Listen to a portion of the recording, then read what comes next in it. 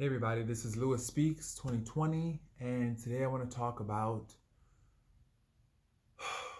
learning lessons late. I woke up this morning with a question on my mind. I asked myself, why did I learn things so late in the game? What took me so long to learn so many simple lessons in life? I'm just waking up to the reality of so many things about how I allowed myself to be treated and the things that I allowed myself to tolerate. And it's a different kind of grief. You know, Being in your 30s, you experience a different kind of grief. And I think it's the shedding of your idealism. You know, I would have to say that the reason why it took me so long to wake up to certain things is because I had a blind optimism. I had this overcommitment to idealism that stood in the way and acted as a barrier for me to see the truth about what was happening to me. I always allowed myself to entertain the idea of what if instead of what is. And this is what caused me to just stay in toxic relationships, deal with toxic behavior from family members. I always entertained the possibilities. What if they were to be these wonderful people? What if they were to provide me with my needs? I wasn't seeing that they weren't giving me what I needed. I wasn't seeing and accepting the truth about who they were and their limitations. And so now I ask myself that question: what took you so long to wake up? You know? And what else do I have to learn in the future? What else will I need to see in the future in order to be prepared? I want to start asking myself those questions. What other things will I learn later on down the line that I need to know now? Sometimes you wish that you can have a crystal ball in front of you so you could prognosticate and see basically what's in the future. So you don't waste your time, because people don't want to they don't want to waste their time. I know me, I don't like to waste my time. You waste your time, you waste your life. I wasted so much time in abusive relationships. I've wasted so much time dealing with people and saying yes to things I really didn't want to say yes to. I've wasted so much time entertaining people and situations that I knew weren't good for me. And why did I do it? Like I mentioned earlier, it was that blind optimism and that overcommitment to idealism. But also, it was also about me being a people pleaser. I was raised to always make sure everybody else was okay. I wasn't really raised to try to find out my own identity. My identity was never celebrated. My grandmother, she was a wonderful woman, but she never really encouraged our identity. It was always yes, grandmammy, yes, grandmammy, yes, grandmammy. We had to be yes men and women, my sister and I. And my mother, I'm starting to realize she was a hardworking woman. She was a strong woman.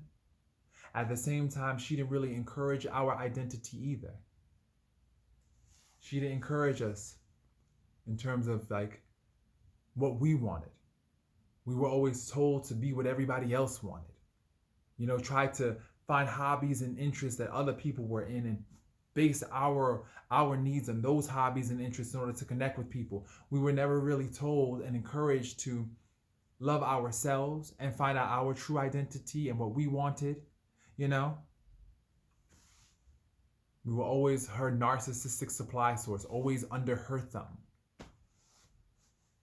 And I realize now, even like as I try to break free and find out my own independence and carve out my own independent life, my mother seems to still want to put me under her thumb, just so that way she can feel good and feel like she's controlling something, because she only feels alive and only feels good if she can control people. No. And I'm just waking up to that fact too. I'm waking up to the fact that I've just always been compliant and cooperative with people that have tried to oppress me. I'm always trying to make dysfunction work, always trying to make it work when, to be honest, I shouldn't do that. I should not try, and I'm not going to do that. No, let me tell you, the beautiful thing about being in your 30s is that you finally do wake up. And that's the thing. Although you may have had a late start and you may have woken up late, the fact is you woke up. That's what's important. And that's what I remind myself. The fact is I woke up. And now the question becomes, what can I do every single day to start applying these lessons and these epiphanies that are coming to me? What can I do to make sure that I don't continue to repeat this vicious cycle over and over again? In my relationships, I always begin with the end in mind. I realize that at any given moment, this relationship will end. Like a television show, eventually it will go off the air. So I need to make sure that I set myself up so that way, when it does end, I won't be devastated and heartbroken. Because I'm going to tell you, I'm not crying over no relationships no more. My 20s was spent in tears over relationships, trying to figure out what I did wrong and where things went wrong. No, I will not cry over another relationship. From now on, I'm going to make sure that these relationships are invested in me. I'm going to make sure that they actually work for me. Because I know my nature. My nature, by nature, I'm a cooperative person. By nature, I'm a loving, sincere, wonderful, genuine man. I know that about me. Now, these people, I don't know who they are. They got to prove to me that they deserve me. Because no longer am I just giving my heart away for free. And that's what you do. You sit up there and you give your heart away for free. Especially loving hoes. Let me just say that. If you love a hoe, like I said, if you love a whore, if you love a hoe, you might as well take your heart and bury it in a hole. Because hoes are going to be hoes. I love so many hoes. I'm telling you, I loved hoes. And when I say hoes, I love people that were very promiscuous. I didn't know it at the time. But I've been in relationships with people that always needed the attention of the village. They always needed someone to praise them, love them. And so they went out there and they cheated. No more loving hoes. And that's how my heart became a grave. Loving these hoes. Trying to save a hoe. You don't save hoes. What you do with hoes, you use them and you send them out. You don't sit up there and, love a hoe. So I learned that too. So my thing is this. It's time that I start getting real with myself. It's time that people start getting real with themselves. We're getting too old to be entertaining BS. Saying hi and keeping it friendly with people that are not good. That don't have our best interests at heart. That don't really care about us. I know people that have deleted me off social media. And if they see me today, they'll be like, hi. Come now. And that's that phony nonsense, honey. That's that phony nonsense. They'll call it being cordial, but let me tell you something. If I see these people in the street, I'm just look them up and down and be like, do me a favor. Don't say hi to me. One minute you want to delete people. Next minute you want to say hi like they're your best friend. That phony, fake nonsense. Can't get with it. Like I said, 30 is about being true to you. True to who you are. You ain't gotta sit up there and pull any punches with people. You ain't gotta sit up here and put on a mask. You ain't gotta sit up there and just try to be cordial. Forget them. Do what's true for you. Do what you need to do to make yourself feel like you're living with integrity. That's important. Tell you. We sacrifice so much of ourselves trying to please everyone else. And in the final analysis, we are the ones who are left by ourselves. All the ones that we tried to please and tried to make happy and tried to make like us, where are they? Nowhere to be found.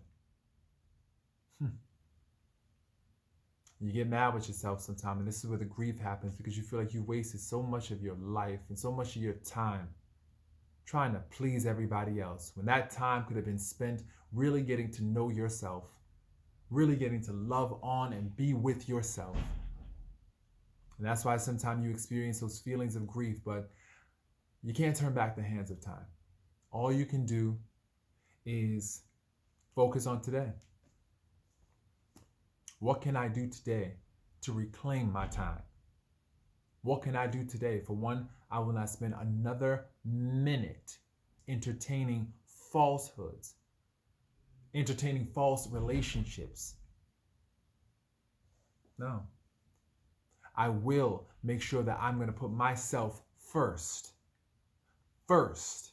My voice, if I don't hear my voice in this encounter, if I don't hear my voice and my needs in this encounter, I won't be there. I will not be there. I matter. Now, going forward, and I mattered back then too, but now I consciously matter. I consciously bring myself into the equation every single day because I'm worth it. I'm worth it. And so, on that note, I encourage everybody out there to take my lead. Begin to realize that you are worth it. Bring yourself into the equation because at the end of the day, you are the difference. You are the quotient. You are the answer. You are the solution. You are what is left. When everybody else decides that they no longer want to be in your life, you are the one that is left to manage your life. So make sure that you don't ever leave yourself. Because when you leave yourself, you make it that much easier for other people to leave you too. So stop leaving yourself. Start loving yourself. This has been Lewis Speaks, wishing everybody a wonderful, wonderful day.